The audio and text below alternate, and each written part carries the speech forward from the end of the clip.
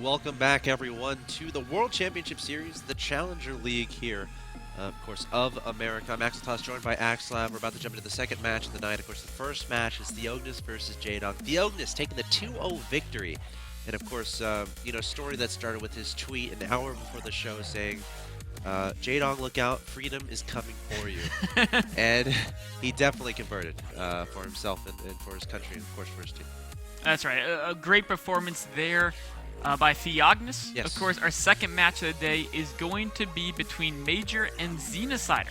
Major, the well-known player from Mexico. I mean, pretty much been the top Mexican player for quite a while now. He's over in Korea playing on a Pro League team 8. Yes. And he's up against Xenocider, who's one of the younger professionals from North America, of course, with Team Quantic now. He used to be on Team 4 not. But a Major little bit more about Major. Yeah. I mean, I'm privileged to know this guy fairly well, of course. He used to be on Root. He's been on a lot of teams, but I think he's most known for being on Root Gaming. Cats was one of the first people to actually spot his talent. I think kind of convinced him to try out STARCRAFT 2. I remember, a VOD where he was explaining how Creep worked, and this was like 2012, right? This isn't too long ago, maybe late 2011. And then Major saying, you know what, I want a bigger challenge. I want that Pro League environment, deciding, okay, I'm going to go to Team 8, I'm going to go to a Kespa team, and he remains the only foreigner on a Kespa team. And for those of you watching who don't know what that means, Kespa, again, it's a ridiculously prestigious league over there in Pro League. Team houses, rigorous training schedules, so Major definitely getting a lot of practice done over there. And as you said, one of the best Mexican players to have ever played the game of StarCraft 2. Going up against him, though, as you said as well, Xenocider, a big up-and-comer, and one of the differences here being, of course, Xenocider coming through qualifiers to get here. Major, of course, was seeded into the Premier League. He dropped out. He was in a group of terrible death.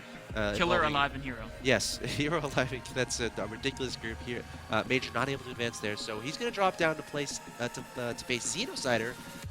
If you had to make odds for this, I mean, do you think Xenocider has a chance here? You know, a week ago, I would have said, or sorry, 2 weeks ago, before Major played his group, I would have said, Major is an overwhelming favorite. His macro is one of the best in North America, and definitely better than the up-and-coming North American players. But he really didn't impress me that much in his group. I guess the most relevant match would be when he played Alive in the losers match. He lost 0-2 to Liquid Hero, then he went up against Alive, who had lost to Killer. And Alive, he's a great player, but on that day, Alive was actually slightly off his game. And Major was out-macroing him like crazy, because that's what Major does. He's a macro beast. He was out-macroing EG's Alive.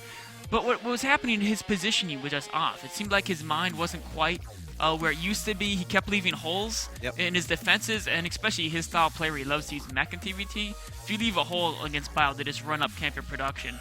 You can't afford to make those type of positional mistakes. And I think Xenocider is an aggressive enough player. He might be able to find those holes as well. All right, we'll see what happens. I have asked the players very kindly if they are ready, and they have both said go. The countdown has begun. Again, we're live watching the World Championship Series of America. Of course, the Challenger League. This is the second match of the night, and we have 2 more to go after this. Having a lot of fun here on this wonderful Monday evening. Hope you guys are hopefully relaxing off of work. Maybe sitting on the couch, sipping on a beer, sipping on orange juice, sipping on milk. I always got criticized. I was a milk drinker growing up. Every single night. Every single night of the day. Yeah, I had no, not just a glass of milk, Nick. Oh. A big glass of milk. Like a big glass of milk. That's the best way I can describe it. milk is great for you when you're growing up. Develops your bone structure. Yeah, see, doesn't it? It does. Very healthy when milk you're growing up. It's delicious. Yeah. And sometimes, you can get some chocolate milk too if you feel like it. But in any case, we are in game number 1 of match number 2, and Nick, I would like you to take it away with the introductions. In the top right of Whirlwind, we have the up-and-coming North American player, Xenocider. And his opponent, the well-established professional player who's been in the RTS scene for several years now. We have Major. Of course, Major coming from a Brood War background, and that's where he developed his dream for playing on these Pro League teams. And just recently, he was able to accomplish that dream, moving over to Korea to join Team 8. And that's something he's been really wishing for a long time. And he's only 19 years old. That's so, right. I mean, to put this into perspective, imagine, how, what you were doing when you were 19 years old. Major made the decision. He's like, all right, I have a passion for the game of StarCraft 2. I feel like I'm getting better and better, but I feel like there's something holding me back. And he made the decision to invest into, into moving over to a different country, a different culture. And it's not like it's your English speaking going into Korea, right? He's Spanish speaking, so there's a double language barrier in making that decision. But in seeing recent videos of his interaction over there with his teammates, there's the famous belly rub gif. There's the famous hitting his head on the top of the booth and smiling. No, it looks like he's having a great time over there. So I'm really hopeful for his future in StarCraft 2. He's one of those. I feel like he's one of those North American heroes, or those American heroes, I should say. Of course, coming from Central America. That's right. Of course, Major is one of the guys who everyone has such high hopes for. Yes. So far, he hasn't really held up to those standards in the Premier League quite yet. But the way it works training with those Pro League teams is often they kind of break down all the bad habits you have and they build you up. So it's pretty rare to see someone join a Pro League team and instantly get better. That's not how improvement works. It's a slow process. And I think over the coming months, we're going to see, over the coming year or two even, Major could develop into one of the most fearsome forces in the Americas. And the question is, how far on that path is he right now? And can Xenocider stop him here in the Challenger division? And that's the thing, speaking on the other side of things, Xenocider, one of the youngest players, active players right now in WCS America. I think he's 15 or 16 years old, a very young guy.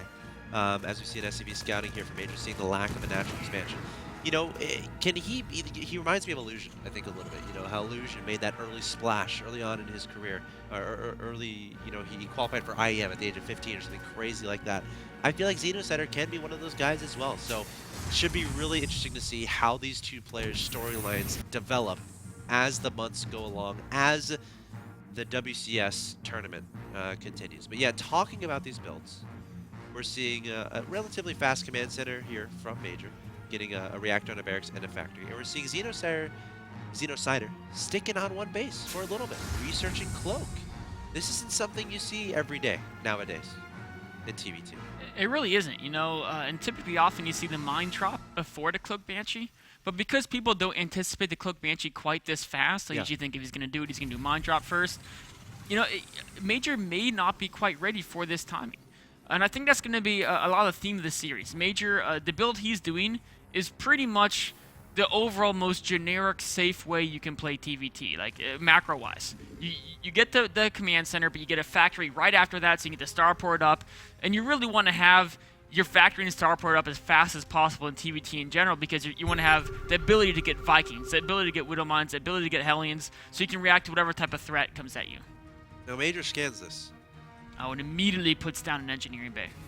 Great decision, of course, engineering bay for those turrets. Immediately starts a Viking as well, realizing what's coming. But, great game sense there from Major. I bet he was like, you know what, 6:30, I'm going to scan his main base. I scouted with my SCV, I didn't see a natural command center.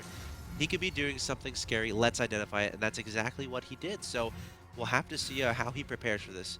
And on the other side of things, Xenocider, Major is known for going mech. What do you think Xenocider is going to do to take advantage of that fact?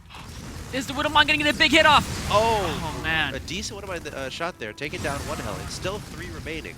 They're a little bruised, though, and the Marines, ordinarily the Marines couldn't have handled 4 Hellions, but I think that Widow Mine did just enough damage. Combined with his reinforcements, he's going to clean that up. But now the Cloak Banshee's coming into Major's face. The turret is just started. Oh, no. Might be. I'm not sure when the engineering bay. It's been finished for a while. Yeah. He just was a little bit negligent in his timing there. He was focusing on the Hellion Whacker with a great scan onto that Banshee. The Banshee should be able to scurry away. And the turret needs to be restarted here. He's not restarting construction on the turret. And now the Banshee, but Xenocider, of course, didn't have vision. He assumed Major did finish that turret. He doesn't want to, if he walks back in range, he'll just instantly get taken out. There's another scan, the Banshee. I think he's going to get away again.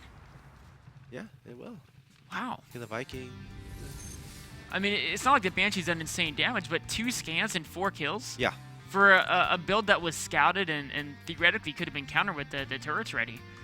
I think Xenocider is going to be very happy with the way this game's gone out. Not like he's ahead, but he could have been behind macro-wise. That could have been like a really simple misclick for Major because the turn at his natural was done. I'm not sure It if was. he tried to start both at the same time, and then like because that happens where you try to make it like an SCV gets in the way or something, you're missing a little bit. Ooh, nice scan. But you know those things can happen, and now Major has to kind of adjust a little bit to where the game state lies. And back to my previous question, Major's known for going back. Do you expect him to go back this game? And what do you expect Xenocider to do based on knowing his opponent's playstyle? You know, before this game started in Whirlwind, I said, well, Major might choose to go bio just because then as long as he just gets more Marines and tanked in his opponent, should probably be able to overwhelm him. I mean, of course, positioning is important, but macro matters more to go bio. But now the fact that he's already getting that Raven, it's almost for sure he's going back in this case. You typically do not get that Raven when you're going bio just because the gas will slow down your stim timing, it slows down your medevacs, which are very important as well. Maybe if they go Cloak Banshee, it's something. So we may see him, but I really, really think he's probably likely to go mech. And that's something that Xenocider thinks he's going to be happy with. Bio versus bio against a player like Major whose macro is off the charts is much more difficult than playing against his mech, which is actually, his mech is better than his bio because it's his favorite matchup. But it gives him... Oh, he is going bio. And look at the scan. Sees the 2 barracks being added on. Which And could have easily been 2 factories. It very well could have Unless been. it's a mind game and Major cancels and goes 2 factories. Major doesn't really play mind games. Fair enough. At least I haven't seen him be big on them. Right. Major and Theognis are actually very similar in other ways. Like, Theognis is a guy who's not going to play mind games either. Right. I don't think I've ever seen him. Major and Theognis both come from a Brood War background where they idolize players like Flash. They idolize these guys who just, the whole way they played is, I don't have to trick you. I'm just going to be better than you. And that's kind of the way that they like to play. They say, oh, you know what? I don't want to have to rely on trickery. I'm just going to outplay you. And if you outplay me, then fair enough, you deserve to win. And so Major is going by, which I think, even though his mech is more practice and it's his standard PvT style, against a player like Xenocider on a map like Whirlwind, where Whirlwind is a very hard map to play mech on. I agree. I do think he's probably making the right call. And to explain that a little bit, like, mech is so much about positioning. And in a massive map like, like Whirlwind, if you're trying to, find out, all right, where do I set up my siege line?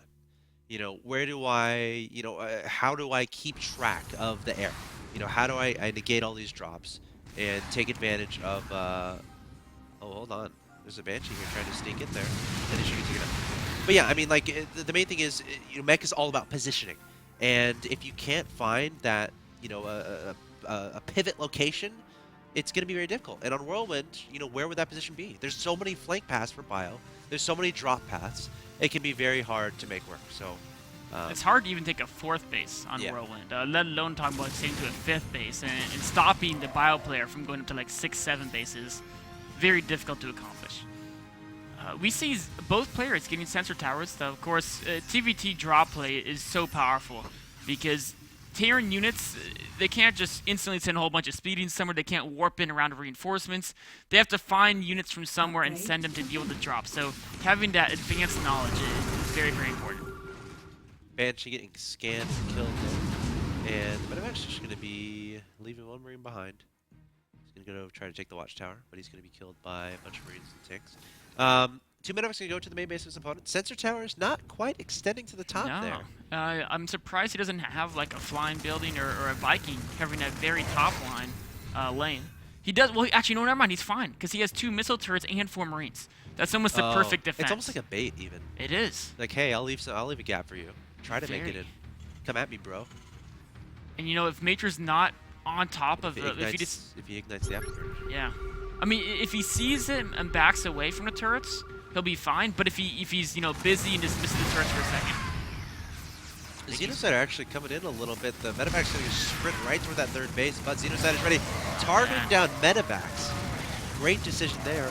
And he might be able to set up a little contain outside his opponent's there. A big win killing the drops, and you're right. Now he's going to try to move the siege tanks, but the Vikings just tear apart that. Yeah, there's no way you can elevator up there. Oh, Raven, full energy. He's pretty low in health there. Got to be careful with that guy. Medevac finally getting taken down there in the main base of Xenocider. But both these players setting up 3 bases. Upgrades. Xenocider a little bit ahead. by about, looks like 40 seconds. Not a gigantic deal, but there might allow some timings. But when tanks are in play, it's more about making sure your tank line is positioned properly to receive your opponent's bio. I mean, I remember on this map, was it Flash vs Innovation at MLG, where Flash threw away like 60 Marines to a tank line of Innovation. Or was the other way around? Other way around. Yeah. Sure. Well, the circumstance happened, right? Exactly, and it's gonna happen so easily. Yep. If you just look away for a second. Look at this Widow Mine. Oh no! Oh my god, Major, don't. What is he doing? He's letting us enjoy the moment. Okay, let's make a bet. How many kills is this Widow Mine gonna get? 1. Okay. It can't get more than 1. In fact, it could get 0 if it's a tank with a Marine. Widow Mines, of course, do 40 splash damage, and with combat shield, Marines have 55 life. So it's not like Zerglings where it can kill a whole bunch, but there's going to be about 20 Marines in a deep red. And of course, that's going to burn all the medevac energy away, and then going forward, it's going to be a big disadvantage for Xenocider if there's any engagements over the next minute or 2. Oh, looks like it only actually... I was zoomed in on it, I was getting ready. But I missed him. He hit the very front Marine, so he only got about 4 or 5 other ones damaged. It was still pretty awesome, though. Yeah. I wish Widow Mines did 50 damage. Well, the Marines have 55 life. 50, if he stimmed, though. Yeah. I wish they killed a bunch of Marines. No, it's fine. We need a nuke to happen. All right, so. You're so good at the little math things, Mr. Nick. It's no fun making bets with you, because you just know. Like, how many Marines are going to die? Uh-oh. Major stimming in here. Marines coming forward and... Oh, takes 1 tank off. And that's worth a stim. I thought that tank was picked up at first. It died so fast, yeah. All right. That's Marines, man. Yeah. Oh, Xenocider moving in here. Oh. I think he should be happy holding it in the middle. He could get himself in a bad... No, actually, if he beats... Oh, the Raven. Can you beat Major to the top of the Raven's ramp? taking out the Marines, sprinting up here, trying to stay away from the tanks, and Xenocider getting a really solid position. Sieging up there right outside the third, getting a lot of volleys off on the Marines. Marines flying everywhere, and the orbital goes down. Xenocider. What a great move there. He beat Major by about 2 seconds at this location. And he's just going to sprint on into the main base with some medevacs. And again, what's important here is that he's denying his opponent's third, keeping his own third alive, and now Major's going to have to worry about dealing with this drop in his main. Major's trying, I think he's trying to clean up the tanks with dropping on him, but they're still trading decently. Actually, you know what? And he's going to defend the main as well. Wow, Major did a great job. Oh, man. Xenocider, maybe he shouldn't have ditched his tanks with all the Marines. Yeah.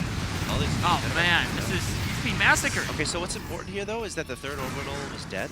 So obviously Xenocider's going to have a better ability to rebuild his, whatever he lost. But he lost. However, yeah, exactly. It's a situation where you lose your entire army. So I mean, the Major's just going to move this command center down. Oh yeah, he already had a 4th command center. Yeah, I mean they both have a 4th command center, but Xenocider was such an army disadvantage. It was like he had such a great position, and he picked all his guys up and ditched it and lost all the tanks. Yeah. Trying to be a little fancy, maybe? Yeah, it was definitely a case of being overly fancy. If you're ahead like that, all you had to do was sit in that position, and it would have been so expensive for Major to break it. All right, Xenocider backing away from a pretty strong-looking army here from Major. Major running downhill across this map, trying to get across as fast as possible. He knows he just took out a large chunk of his opponent's army, so he wants to convert.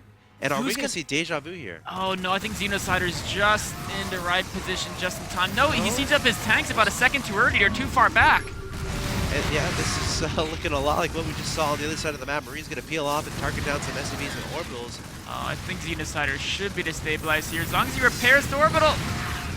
Yeah, it should get out alive. Oh, but he's trying to land on the tanks. But there's Marines there. That only works when your opponent picks up all the Marines and ditches the tanks. It doesn't work when the Marines are hanging out there. So Xenocider is not comfortable re-landing that orbital and mining. He has taken the right side base, so it's economically speaking, Xenocider is still fine. Yeah, but he doesn't want to throw away too much here. No, he's down by a lot of that food. Location. All right, Major coming in here, trying to get some free tank kills. Gets 1. And Major has so many units. Xenocider is worried about this army. Major's got another one mobilizing here. And this could potentially take out the 4th. All right. Xenocider's moving out. That's such a small force. He's got to be so careful. He's got tanks with him. And only one tank is here from Major. But Major's max, 200 to 148. Major builds a missile turret in the third base of the Xenocider. That's Oh, great drop here. There's nothing here to defend for Major's going to run all man. those SCVs away. Does not want to lose that orbital. Looks like he might counter instead. He looks like he's going to try to swing around to the right side.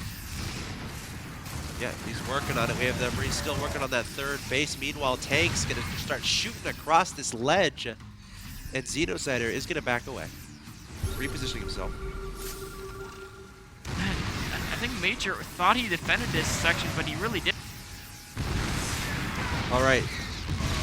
Major recognizing the space exists on the right-hand side, but Xenocider has those tanks in position. The orbital. How many Marines are shooting that guy down? Or trying to? There's just two actually going for medevacs right now. Xenocider just barely won the fight at Major's third, but he killed a ton of SCVs in the process, now being cleaned up by Major's reinforcements. Xenocider trying to hold Major off. Major going to swing off into the middle here. He's up 179 to 141 in supply. Charging towards Xenocider's natural expansion, but going to be backing away. Just trying to spread Xenocider out as much as possible. Putting a turret at his opponent's third base to prevent that orbital from being relanded there. Now, Major lost about 30 SCVs there, but he still has 4 bases, he still has plenty of mules, and he still has an enormous army lead because he's down by about 10 workers and he's up by, what was that, 35 supply. So, Xenocider's going to have a very hard time taking a 4th base. He pretty much has to have his entire force almost defend his 3rd. Yeah. And 2 Marines going to peel away and start picking off the scraps of this 3rd base. Xenocider needs to start figuring out how does he secure that 4th base? Because Major, he's on 4 bases. He isn't, and Major still has a big army. Xenocider, he's got to worry about Major circling around, attacking from a different angle as well. I think Major's looking pretty darn good right now. He's been maxed for quite a while. A very back and forth game. Could come down to one decision or another. Major coming forward needs to be very careful with when he decides to siege up those tanks. Sending for the Marines and backing up, trying to bait those Marines into his own tanks. And doing a great job of it. Major just playing this contained perfectly. Now he's actually stopped the ability for Xenocider to reinforce that base.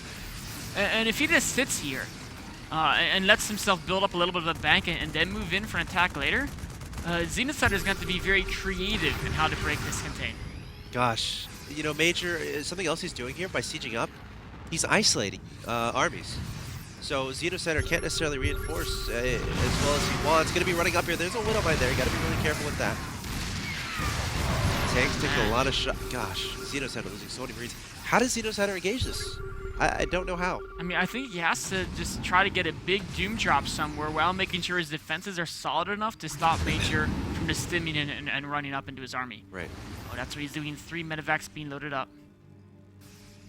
Is Major There's gonna not that many units at the bottom here. No, there's not. I mean, he could definitely just drop on top. Well, actually, he's probably going to drop on the missile turret and Marines there. But he could definitely break that. But if he sent too many of his units to break that, Major could just walk up into his natural. And if he sieges up to natural, then Xenocider's totally screwed.